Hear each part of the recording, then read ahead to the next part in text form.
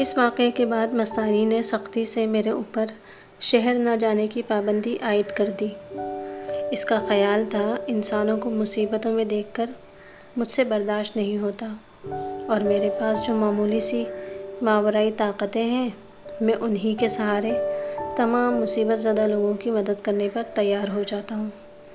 اس کا کہنا تھا کہ اگر میں نے اسی طرح کی کوئی بھی حرکت کر دی تو میری موجودہ صلاحیت بھی ختم ہو کر رہ جائے گی۔ اس نے روح کو جسم سے جدا کرنے پر بھی پابندی عائد کر دی تھی کیونکہ اس طرح بھی اسے میرے بہک جانے کا اندیشہ تھا۔ بہرحال اب میں جیکب تالاب تک ہی محدود ہو کر رہ گیا تھا۔ اس عرصے میں اچانک ہی بابا جی کا انتقال ہو گیا۔ مجھے ان کے انتقال کا بہت افسوس تھا، لیکن مستانی کا کہنا تھا اب بابا جی اس سے بہتر جگہ پر ہیں۔ بابا جی کے انتقال کے بعد مستانی نے بھی شہر جانا چھوڑ دیا تھا۔ وہ انتہائی ضرورت کے تحت بازار جاتی تھی اور وہ بھی گھنٹہ آدھا گھنٹے میں واپس آ جاتی تھی۔ اس واقعے کے کوئی 3 ماہ بعد جبکہ مستانی شہر گئی ہوئی تھی، میں ظہر کی نماز پڑھ کر اٹھا تو گرمی محسوس ہوئی۔ میں نے سوچا کہ تالاب کے کنارے بیٹھ کر نہا لوں۔ اس خیال سے کوٹھری کے دروازے کی جانب مڑا۔ ابھی میں نے کوٹھری کے باہر قدم بھی نہیں رکھا تھا کہ دیکھا وہی پنڈت ہاتھ میں مالا لیے دروازے پر کھڑا ہے، جسے میں 3 ماہ قبل چشم تصور سے دیکھ چکا تھا۔ اسے اس طرح اچانک اپنے سامنے دیکھ کر میں ٹھٹک کر رہ گیا۔ مہمان کو اندر آنے دو، مجھے مستانی کی آواز سنائی دی۔ میں نے گھبرا کر کونے کی طرف دیکھا جہاں مستانی مصلے پر بیٹھی دروازے کی طرف دیکھ رہی تھی۔ اس کے خیال میں نے پنڈت کا راستہ روک رکھا تھا۔ مستانی کی اس اچانک آمد سے مجھے خوشی ہوئی تھی۔ میں دروازے سے ہٹ کر تیزی سے اس کے پاس آیا اور پوچھا، تم کب آئیں؟ کیسے آئیں؟ اور یہ کون ہے؟ تمہیں خود ہی سب کچھ معلوم ہو جائے گا، مستانی نے لاپرواہی سے جواب دیا۔ اتنی دیر میں پنڈت ایک قدم دہلیز کے اندر رکھ چکا تھا۔ آؤ پنڈت جی آؤ، مستانی نے اسے خوش آمدید کہتے ہوئے اپنے سر کا رومال کھول کر بیٹھنے کے لیے مصلی کے پاس ہی بچھا دیا۔ پنڈت نے کوٹھری میں داخل ہو کر چاروں جانب نظر دوڑائی، پھر وہ مستانی کے بچھائے ہوئے سبز رومال کے قریب کھڑا ہو کر بولا، تیرے پتا کا دیہانت ہوئے دن بیت گئے لیکن تو نے مجھے خبر تک نہ دی۔ پنڈت جی، مستانی مسکرا کر بولی، یہ دنیا فانی ہے، فانی شے کا کیا غم کرنا، کیا کسی کو بتانا، جو اس دنیا میں آیا ہے وہ تو جائے گا ہی۔ کہتی تو ٹھیک ہی ہے، پر دنیا داری بھی تو کوئی چیز ہے، اس نے شکوہ آویز انداز میں کہا۔ دنیا داری تو دنیا والوں کے لیے ہوتی ہے، مستانی نے طنز کیا۔ ہم مٹی کے لوگوں کے لیے اس میں کیا رکھا ہے؟ جبھی تو میں چاہتا ہوں، وہ شرارت آمیز تبسم سے بولا، کہ مٹی کے شریر کو مٹی کے شریر سے مل جانا چاہیے۔ ہم دونوں کا ملاپ 2 پاک روحوں کا ملاپ ہوگا۔ پنڈت کے اس جملے سے میں چونک پڑا۔ اس جملے کی غرض و غایت سے میں واقف تھا۔ میرے سامنے 8 سال پہلے کا سکھدیو کھڑا تھا۔ مجھے اسے پہچاننے میں دیر اس وجہ سے ہوئی کہ جب پہلی بار میں نے اسے دیکھا تھا تو وہ ہٹا کٹا سادھو تھا، لیکن اب وہ جسمانی لحاظ سے بالکل بدل چکا تھا۔ اس کا جسم ڈھلک چکا تھا اور گوشت کی جگہ ہڈیاں نکل آئی تھیں۔ اس کے سر پر چٹیا کی جگہ لمبے لمبے بال تھے جو شانوں پر جٹاؤں کی شکل میں پھیلے ہوئے تھے اور ان میں آدھے سے زیادہ سفید ہو چکے تھے۔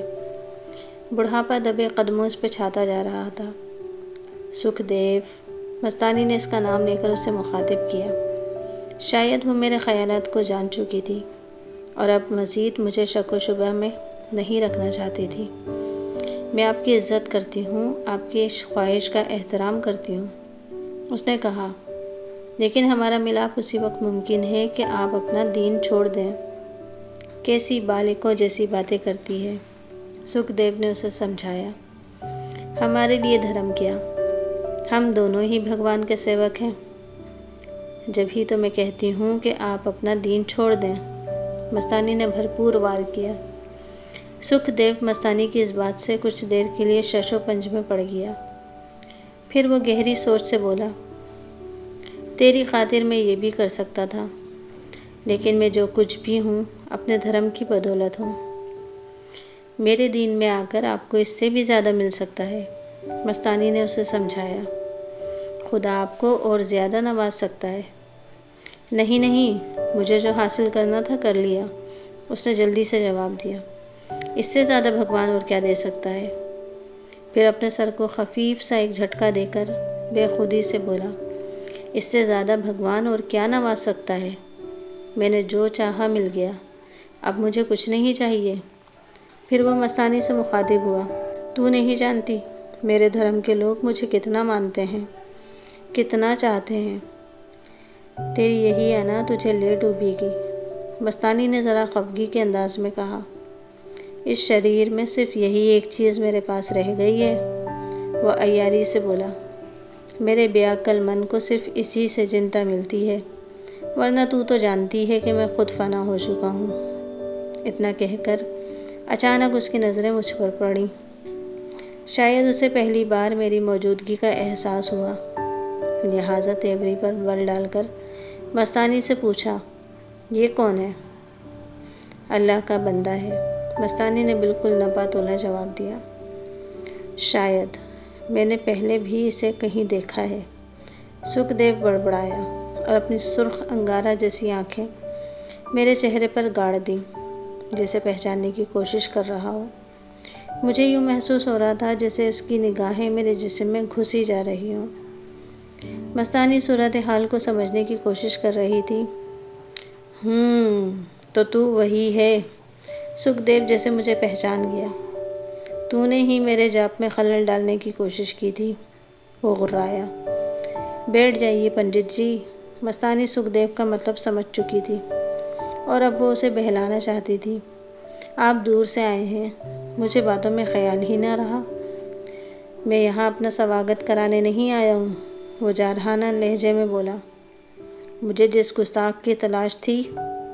چھوڑیے پنڈت جی، مستانی نے اس کی بات کاٹ کر جلدی سے کہا، یہ آپ جیسی شخصیت کے شایان نشان نہیں۔ تو کہتی ہے تو چھوڑے دیتا ہوں، وہ نہایت ہی غرور سے بولا، لیکن اسے سمجھا دے، میرے منہ نہ لگے، بچہ ہے۔ مستانی ہنس کر بولی، اور بچوں کی غلطیوں پر دھیان نہیں دیا جاتا۔ گو کہ مستانی نے یہ بات سکھ دیو سے کہی تھی، لیکن اس میں میرے لیے بھی سرزنش تھی۔ میں بھی تو کہوں، وہ آنکھ مچکا کر بولا، اس دھرتی پر کون ہے جو میرے آڑے آ رہا ہے؟ پھر اس نے مستانی کو بتایا کہ 3 ماہ پہلے جب میں ایک جاپ کر رہا تھا تو مجھے جھٹکے سے لگے۔ میں نے سوچا اس دھرتی پر کون ایسی مہان شکتی والا ہے؟ میرا خیال تھا وہ تو ہی ہو سکتی ہے، لیکن مجھے جلد ہی معلوم ہو گیا کہ تو ایسی اوچھی حرکت کرنے والی نہیں ہے۔ پھر وہ قہر آلود نظروں سے دیکھتے ہوئے بولا، اگر میں کنڈل سے باہر ہوتا تو یہ بے وقوف تو کچھ نہ کچھ کر گزرتا۔ اس کی یہ بات سن کر اب میری سمجھ میں آیا کہ 3 ماہ قبل وظیفہ پڑھنے سے جو دھندلائی شکل ابھری تھی وہ اسی سکھ دیو کی تھی، اور حصار میں ہونے کی وجہ سے اس کی صحیح شکل سامنے نہیں آ سکی تھی۔ چھوڑیے، کئی باتوں کی شکایت کیا کرنا، مستانی نے مسکرا کر جواب دیا۔ لیجیے، کچھ کھا لیجیے۔ اس کے ساتھ ہی میں نے مستانی کے ہاتھوں میں پھلوں سے بھری ہوئی تھالی دیکھی، جسے اس نے سکھ دیو کے سامنے کر دیا۔ میں شکایت کرنے نہیں آیا ہوں، وہ اسی طرح غرور سے بولا۔ تو اسے سمجھا دے، اگر یہ اللہ والا ہے تو میں بھی بھگوان کا پجاری ہوں، اگر یہ کچھ جانتا ہے تو میں بھی خالی ہاتھ نہیں ہوں۔ سکھ دیو کی یہ بات میرے لیے چیلنج تھی، بلکہ میرے لیے ہی نہیں، مستانی کے لیے بھی چیلنج تھی۔ میرا خیال تھا کہ مستانی اس کا کوئی ٹھوس جواب دے گی، لیکن وہ بدستور ضبط سے کام لے رہی تھی۔ آپ کیا ہیں میں جانتی ہوں، مستانی نے چھپا ہوا طنز کیا۔ آپ کی حیثیت کیا ہے اسے بھی بتا دوں گی، لیکن کچھ کھا تو لیجیے۔ مستانی نے مسکرا کر تھالی کی جانب آنکھ سے اشارہ کیا۔ میں بھوکا نہیں ہوں، سکھ دیو نے روکھے لہجے میں کہا۔ شاید وہ مستانی کا طنز سمجھ گیا تھا۔ میری آتما بھی بھوکی نہیں ہے، اور اس کے ساتھ اس نے اس طرح سے ہاتھ اٹھایا کہ مستانی کے ہاتھ سے پھلوں کی بھری ہوئی تھالی دور جا پڑی۔ مستانی کے چہرے پر اس غیر متوقع حرکت سے ناگواری کی لہر پیدا ہوئی۔ لیکن دوسرے ہی لمحے وہ درگزر کے انداز میں بولی، افسوس، بھگوان کا پجاری بھگوان کی نعمتوں کو ٹھکرا رہا ہے۔ اگر تجھے اس کا قلق ہوا ہے تو یہ لے۔ سکھ دیو اپنی حرکت پر شرمندہ ہونے کے بجائے ڈٹائی سے بولا، اور پھر ان الفاظ کے ساتھ ہی زمین پر بکھرے ہوئے پھل خود بخود تھالی میں آ گئے۔ پنڈت جی، آپ اپنی طاقت کو انسانوں کی بھلائی میں کیوں نہیں صرف کرتے؟ مستانی نے شاید اس کی کرامت سے متاثر ہو کر کہا۔ بھلائی؟ اس نے نہایت ہی کراہت آمیز مسکراہٹ کے ساتھ کہا، اگر تو پاپ اور پن کو جانتی ہے تو چپ رہ۔ انسان کی بھلائی کے لیے کیا کرنا چاہیے یہ میں جانتا ہوں۔ اگر تم جانتے ہوتے تو یہ بات نہ ہوتی۔ میں نے پہلی بار ان دونوں کی گفتگو میں مداخلت کی۔ دراصل اس کا جارحانہ انداز میرے لیے ناقابل برداشت ہو گیا تھا۔ میری بات سنتے ہی وہ سانپ کی طرح پلٹا اور حقارت آمیز لہجے میں بولا، چھوکرے، اپنی اوقات میں رہ، میرے منہ نہ آ۔ تو نہیں جانتا کہ تو کس سے بات کر رہا ہے؟ سکھ دیو، مستانی نے اسے سخت لہجے میں مخاطب کیا، لیکن وہ جیسے ہی اس کی جانب مڑا وہ نہایت میٹھے لہجے میں بولی، خدا کی ذات سب سے بڑی ہے، وہی قادر مطلق ہے، مجھے اس سے انکار نہیں۔ سکھ دیو سنبھلا، لیکن اس کی طرح کے چند لوگ، اس نے میری جانب اشارہ کر کے کہا، اپنی طاقت پر گھمنڈ کرنے لگتے ہیں۔ نہیں نہیں، غرور کرنا انسان کو زیب نہیں دیتا۔ مستانی نے بات اسی پر گویا الٹ دی۔ طاقت انسان کو دیوانہ بنا دیتی ہے۔ طاقت کا نشہ سب سے برا نشہ ہے۔ انسان کو اس نشے میں اپنا ہوش ہی نہیں رہتا۔ تو اپنے چیلے کو سمجھا، سکھ دیو نے طنزیہ ہنس کر کہا، ہوش میں رہے، مجھ سے ٹکرانا اچھا نہیں۔ جب دو طاقتیں آپس میں ٹکراتی ہیں تو نتیجہ سوائے بربادی کے کچھ نہیں نکلتا۔ مستانی نے جواب دیا۔ تو مجھے سبق پڑھا رہی ہے؟ سکھ دیو نے مذاق اڑانے کے انداز میں کہا۔ نہیں، میں تو تمہیں وہ بات بتا رہی ہوں جسے تم ابھی تک نہیں سمجھے۔ مستانی نے سنجیدگی سے کہا، میں کیا سمجھتا ہوں اور کیا نہیں، اس کی تجھے چنتا کرنے کی ضرورت نہیں۔ اس نے جیسے کھسیا کر جواب دیا اور پیر پٹکتا ہوا کوٹری کے باہر نکل گیا۔ یہی باطل قوتوں کا مالک سکھ دیو ہے جس سے آج تم اچھی طرح واقف ہو چکے ہو۔ مستانی نے جتایا، میں جانتا ہوں اور اسی لیے میں نے کہا تھا کہ باطل کا سر کچل دینا چاہیے۔ میں نے کسی قدر غصے سے کہا، کسی کو ختم کرنا خدا کا کام ہے۔ مستانی نے مجھے سمجھایا، جو اس زمین پر آیا ہے اللہ کی منشا سے آیا ہے اور اپنی تقدیر کا لکھا پورا کر رہا ہے۔ ہمیں اپنی تقدیر کا لکھا پورا کرنا ہے۔ یہ کہہ کر اس نے مجھے پاس آنے کا اشارہ کیا۔ جب میں قریب پہنچا تو اس نے میرے چہرے اور سر پر پھونک ماری۔ میرے دماغ میں سکھ دیو کے خلاف جو باتیں تھیں وہ ایک دم ختم ہو گئیں۔ میرا دماغ پہلے کی طرح ہلکا ہو گیا تھا۔ خان، وہ میرے چہرے پر نظریں گاڑ کر بولی، اب وقت آ گیا ہے کہ تم اپنے قدموں پر کھڑے ہو جاؤ۔ اب تمہاری کشتی کو تلاطم سے نکل جانا چاہیے، کیونکہ میری کشتی کنارے لگنے والی ہے، اور اس سے پہلے کہ میں ساحل پر اتروں تمہیں راستہ بتا دینا میرا فرض ہے، کیونکہ تم میرے شریک حیات ہو، ابدی دنیا کے ساتھی ہو۔ یہ کہہ کر مستانی نے زور سے حق اللہ کا نعرہ لگایا اور اس پر جذب کی کیفیت طاری ہو گئی۔ اس واقعے کے بعد مستانی نے مجھے ذکر الہی میں ایسا مشغول کیا کہ مجھے اپنا ہوش ہی نہ رہا۔ میں نے مستانی کے ساتھ سردیوں کے موسم میں یخ بستہ چیک اپ تالاب میں سینہ سینہ پانی تک کھڑے ہو کر وظیفے پڑھے، جس کا نتیجہ یہ نکلا کہ اب میں سطح آب پر بھی زمین کی مانند چل سکتا تھا، بکھرے ہوئے دریا اور سمندر کو انگلی کے اشارے سے پرسکون کر سکتا تھا، اور چاہتا تو پرسکون دریا کو طوفانی سمندر میں تبدیل کر سکتا تھا۔ میں جس قدر بھی عرفان و آگاہی کی منزلیں طے کرتا تھا، میری نظروں میں مستانی کی قدر و منزلت بڑھتی جاتی تھی۔ مستانی کتب تھی، ولی تھی یا مجذوب، میں کبھی نہ جان سکا۔ اس میں تو تمام ماورای صفات موجود تھیں۔ میں نے اسے فضا میں پرواز کرتے، سطح آب پر چلتے اور ایک ہی وقت میں کئی جگہ پر موجود دیکھا۔ یہ باتیں اس کے لیے بہت ہی معمولی تھیں۔ مستانی اس سے بھی کسی بڑے مقام پر فائز تھی۔ اس نے خبیث روحوں کو بلیوں کے جسموں میں قید کر رکھا تھا۔ حوریں اور نیک خواتین کی روحیں اس کی امامت میں نماز ادا کرتی تھیں۔ وہ امام تھی، خلیفہ تھی، نائب تھی اور مخلوق میں اشرف تھی۔ اس کی زندگی کا ہر سانس احکام الہی کے تابع تھا۔ اس کی حرکت مشیت کی پابند تھی۔ میں بتا چکا ہوں کہ سکھدیو سے ملاقات کے بعد مستانی نے مجھ پر خاص توجہ دینی شروع کر دی تھی، اور اب جوں جوں یہ کائنات مسخر ہوتی جا رہی تھی، میں عرفان حق کی منزل سے قریب ہوتا جا رہا تھا۔ یوں تو مستانی نے مجھے کئی وظیفے بتائے، لیکن خاص طور سے یہ آیت کریمہ کا وظیفہ پڑھنے کی تاکید کی۔ اس وظیفے کی فضیلت اور برکتیں بیان کرنے کے لیے دفتر چاہیے۔ مستانی کا یقین تھا کہ اس آیت مبارکہ کے موکل سے دنیا میں صرف گنتی کے چند آدمیوں ہی کا رابطہ قائم ہو سکا ہے، اور وہ بھی اس ہی سے صحیح طریقے سے کام نہ لینے کی بدولت جان سے ہاتھ دھو بیٹھے ہیں۔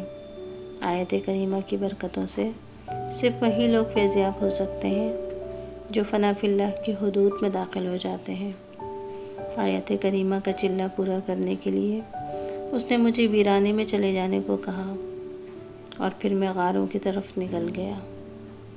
یہاں ایسا ویرانہ تھا کہ جانور تک نظر نہیں آتے تھے۔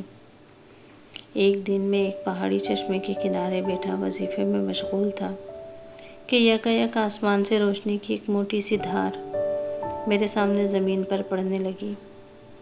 میں نے اور تیزی سے وظیفہ شروع کر دیا۔ میری نظریں روشنی کی دھار پر جمی ہوئی تھیں۔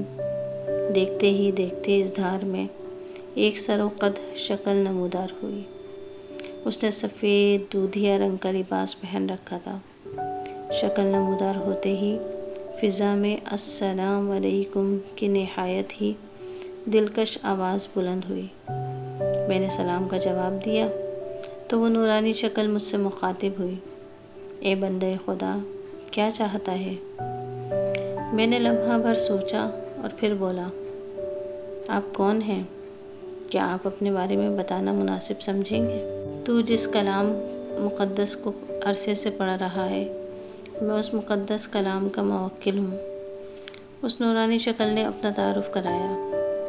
خداوند قدوس کا یہ کلام جس کی تو گردان کرتا ہے، اپنے الفاظ اور معنی کے ساتھ حق تعالیٰ کے حضور میں مقبول ہے۔ اس کلام کی برکتوں کا میں محافظ ہوں، اور ذات الہی کی طرف سے مجھے یہ اختیار حاصل ہے کہ جو اس کلام کو مسلسل پڑھتا رہے، میں اس پر برکتیں نازل کروں۔ اگر وہ کسی مشکل میں گرفتار ہے تو اس پر سایہ رحمت خداوندی کروں۔ آپ کا نام کیا ہے؟ میں نے پوچھا۔ نام؟ اللہ کے غلاموں کے نام نہیں ہوا کرتے، اس نورانی شکل نے جواب دیا۔ یہ تو دنیا میں پہچان کا ذریعہ ہے۔ دنیا کا نام سنتے ہی میرے ذہن میں عرش کا خیال آیا، اور میں نے بے تابی سے پوچھا، کیا آپ مجھے عرش معلیٰ تک لے جا سکتے ہیں؟ اے بندہ خدا، اس نورانی شکل نے جواب دیا، عرش معلیٰ تک پہنچنا ہر کس و ناکس کے بس کی بات نہیں۔ انوار الہی کی تجلی دیکھنا صرف نبی آخر الزماں صلی اللہ علیہ وسلم کو ان کی نسبت اور ہمت سے حاصل ہوئی ہے۔ تجھے اپنی اس خواہش کی تکمیل کے لیے نبی کریم صلی اللہ علیہ وسلم سے عشق کرنا ہوگا، ان کے نقش قدم پر چل کر اللہ کی مخلوق کی خدمت کرنی ہوگی۔ مجھے اس جواب سے بہت مایوسی ہوئی کہ میں اس قابل نہیں ہوں، مگر پھر سوچا کہ جب حضرت موسیٰ علیہ السلام حق تعالیٰ کی تجلی دیکھ کر بے ہوش ہو بیٹھے تو پھر میری کیا حیثیت ہے؟ آپ اور کیا کر سکتے ہیں؟ میں نے پوچھا۔ ذات الہی کی جانب سے عطا کی گئی رحمتیں اور برکتیں نازل کر سکتا ہوں، انہوں نے جواب دیا۔ یہ سن کر مجھے خیال ہوا کہ ان کے پاس جو کچھ ہے اللہ ہی کا عطا کردہ ہے۔ جب حق تعالیٰ انہیں نواز سکتا ہے تو مجھے بھی وہ نواز سکتا ہے۔ ساری نعمتیں اور برکتیں مجھے حق تعالیٰ سے وابستہ کر دینی چاہیے۔ اس خیال کے آتے ہی مجھ پر بے خودی طاری ہونے لگی۔ میں نے اس نورانی شکل کو جانے کا اشارہ کیا اور حق اللہ کی ضرب لگانے میں مشغول ہو گیا۔ اس طرح 10 سال گزر گئے اور پھر ایک دن مستانی نے مجھے واپس آنے کا حکم دیا۔ میں ویرانوں کو چھوڑتا پہاڑوں اور دریاؤں کو عبور کرتا ہوا اس کے قدموں میں پہنچ گیا، لیکن جب میں پہنچا تو وہ سوکھ کر ہڈیوں کا ڈھانچہ بن چکی تھی۔ وہ اپنے ٹوٹے ہوئے پلنگ پر لیٹی گھاس پھوس سے بنی ہوئی چھت کو تک رہی تھی۔ خان، تم آ گئے؟ وہ نقاہت سے بولی۔ یہ بہت اچھا ہوا۔ اپنی محسنہ، اپنی رفیق حیات کو ایسی حالت میں دیکھ کر میرا دل تڑپ اٹھا۔ میں نے اس کے دونوں ہاتھوں کو اپنے ہاتھوں میں تھام کر کہا، تمہاری کیا حالت ہو گئی ہے خان؟ تقدیر کے آگے بس نہیں چلتا۔ وہ آہستہ سے بولی، مشیت ایزدی یہی ہے کہ اب ہم تم سے جدا ہو جائیں۔ نہیں، ایسا نہیں ہو سکتا۔ اور میں نے اپنا سر اس کے سینے پر رکھ دیا۔ صبر کرو خان، صبر کرو۔ منشاء الہی کے سامنے سر جھکا دینا ہی بندگی ہے۔ وہ پیار سے میرے سر پر ہاتھ پھیرتے ہوئے بولی، یہ جسم خاکی ہے، خاک میں مل جانا ہے۔ تمہیں خوش ہونا چاہیے کیونکہ یہی اس کا مقدر ہے۔ وہ حسب عادت مسکرا کر بولی، اب میں حقیقی دنیا میں جا رہی ہوں، اس دنیا میں جہاں میرے آقا اپنے غلاموں کو بغیر کسی پردے کے اپنے دیدار سے سرفراز فرماتے ہیں۔ لیکن پھر میرا کیا ہوگا؟ میں نے بھرائی ہوئی آواز سے پوچھا۔ جدائی کے تصور سے میرا دل بھر آیا تھا۔ جہاں میں جا رہی ہوں وہیں تمہیں بھی آنا ہے، مستانی نے مجھے سمجھایا۔ اس جہاں تک پہنچنے کی راہیں میں نے تمہیں بتا دی ہیں۔ اگر تم نے اپنے نفس پر قابو رکھا تو جلد ہی منزل پالو گے۔ مستانی، میں نے بے قرار ہو کر کہا، تیرے بغیر اس دنیا میں میرا جی نہیں لگے گا۔ یہ دنیا دل لگانے کی جگہ نہیں ہے خان، اس نے مجھے پیار بھری نظروں سے دیکھ کر کہا۔ خان، تم صرف ذات الہی سے دل لگائے رکھنا، میں اس جہاں میں تمہارا انتظار کروں گی۔ خبردار، وہ انگلی اٹھا کر نصیحت کرتے ہوئے بولی، اس کوٹری کو نہیں چھوڑنا، دکھی لوگوں کی خدمت کرتے رہنا۔ حق تعالیٰ اپنی مخلوق کی خدمت کرنے والے بندے کو بہت پسند کرتے ہیں۔ ابھی مستانی اتنا ہی کہہ پائی تھی کہ اسے کھانسی کا زبردست دورہ پڑا۔ میں دوڑ کر کونے میں رکھے ہوئے مٹکے کی طرف گیا، لیکن وہ تو نہ جانے کب سے خالی پڑا تھا۔ میں نے مٹی کے پیالہ لیا اور باہر تالاب کی طرف لپکا۔ جب میں پانی کا پیالہ لے کر آیا تو حیرت زدہ رہ گیا۔ پلنگ خالی تھا اور ماضی کی طرح مستانی ایک بار پھر میری نظروں سے اوجھل ہو چکی تھی، لیکن اب میں بھی غیر مرئی طاقتوں کا مالک تھا۔ میں نے لمحہ بھر کو سوچا کہ مستانی کہاں جا سکتی ہے، اور پھر میں نے اپنی روح کو جسم سے آزاد کیا اور فضائے بسیط کی جانب محو پرواز ہو گیا۔ میرا خیال تھا کہ اگر وہ عالم برزخ کی طرف جا رہی ہے تو میں نہ صرف اسے راستے میں ملاقات کر لوں گا بلکہ اسے پانی بھی پلا دوں گا۔ اور جب میں آسمان کے قریب پہنچا تو سبز لباس میں ملبوس دربانوں نے آگے جانے سے روک دیا۔ اس حد کو موت کے بعد ہی پار کیا جا سکتا ہے۔ ناچار میں واپس زمین کی طرف پلٹا اور جب زمین کے قریب پہنچا تو میں نے ایک بڑی سی حویلی کے اندر ایک نہایت ہی انسانیت سوز منظر دیکھا۔ میں نے دیکھا حویلی کے صحن میں ایک دوشیزہ نہایت ہی خوف اور پریشانی کے عالم میں ادھر سے ادھر بھاگتی پھر رہی ہے۔ اس کے پیچھے 2 نہایت خونخوار قسم کے کتے دوڑ رہے ہیں۔ دوشیزہ کے قریب پہنچ کر اسے بھنبوڑتے ہیں، جس کی وجہ سے اس کا لباس تاردار ہو جاتا ہے۔ جسم پر خراشیں تھیں اور ان سے خون رس رہا تھا۔ میں ذرا اور قریب آیا تو دیکھا ایک ادھیڑ عمر کا شخص صحن کی آخری دیوار کے ساتھ ایک کرسی پر داہنا پاؤں رکھے قہقہے لگا رہا ہے۔ اس کے ایک ہاتھ میں شراب کا گلاس ہے اور دوسرے ہاتھ میں کتوں کی گردنوں سے بندھی ہوئی رسیاں ہیں، جنہیں وہ ڈھیلا کرتا تھا تو کتے دوشیزہ سے لپٹ جاتے تھے اور جب دوشیزہ خوفزدہ ہو کر چیختی تھی تو وہ کہے لگاتا تھا اور وقتی طور سے کتوں کی رسیاں کھینچ لیتا تھا۔ جب دوشیزہ حواس درست کر کے بھاگنے کی کوشش کرتی تو پھر یہی عمل دہراتا تھا۔ میں اب حویلی کی چھت پر پہنچ چکا تھا۔ میں نے غور سے دیکھا، وہ زمیندار کا بیٹا اصغر تھا۔ درندگی کا یہ کھیل میری برداشت سے باہر تھا۔ اس معصوم لڑکی کی حالت نے میرا دل ہلا دیا۔ میں نے حق اللہ کا نعرہ لگایا اور صحن میں اصغر کے سامنے کود پڑا۔ کون ہو تم؟ وہ اس طرح سے اچھلا جیسے بجلی کا کرنٹ لگ گیا ہو۔ شراب کا گلاس اس کے ہاتھ سے چھوٹ گیا۔ اللہ کا بندہ، میں نے ہنس کر جواب دیا۔ تمہیں کورٹ میں آنے کی جرأت کیسے ہوئی؟ وہ میری اس اچانک آمد پر غصے سے بولا۔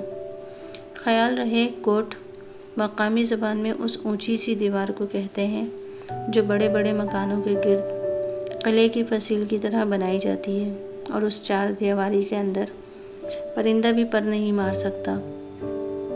جانتے ہو میں کون ہوں؟ وہ نہایت ہی غصے کی حالت میں بولا۔ تم فقط مٹی کا ڈھیر ہو، میں نے اطمینان سے جواب دیا۔ تم اپنے شیطانی کھیل کی سزا کے لیے تیار ہو جاؤ۔ یہ کہہ کر میں نے اس کی طرف پھونک ماری۔ وہ زمین پر گرا اور لوٹنے لگا۔ اس کے شکاری کتے دم دبا کر حویلی کے اندر بھاگ گئے۔ میں نے دوشیزہ کی طرف دیکھا۔ وہ دونوں ہاتھوں سے سینہ چھپائے حویلی کے بڑے دروازے کی جانب دوڑ رہی تھی۔ میں نے حق اللہ کہہ کر انگلی کا اشارہ کیا۔ بڑا سا آہنی دروازہ کھل گیا اور دوشیزہ بھاگتی ہوئی اس دروازے سے باہر نکل گئی۔ میں نے اصغر کی طرف دیکھا۔ وہ زمین پر آنکھیں بند کیے بے سدھ پڑا تھا۔ اب میں نے وہاں ٹھہرنا مناسب نہیں سمجھا، لہٰذا فوراً ہی واپس اپنی کوٹھری میں آ گیا۔ اس واقعے سے میرا سر نہ جانے کیوں بھاری سا ہو گیا۔